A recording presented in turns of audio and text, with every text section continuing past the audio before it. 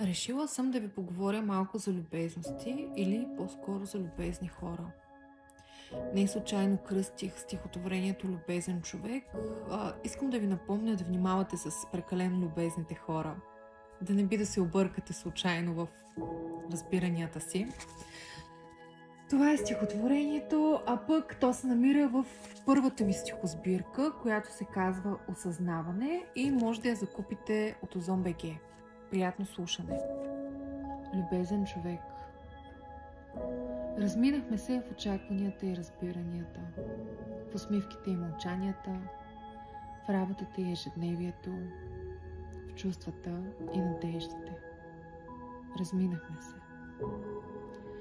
И в момента на разминаване в очите ти видях най-искрените очи. В усмивката ти видях най-любезната усмивка.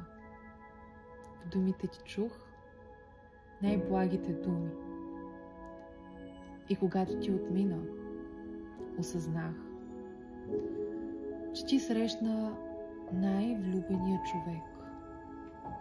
А аз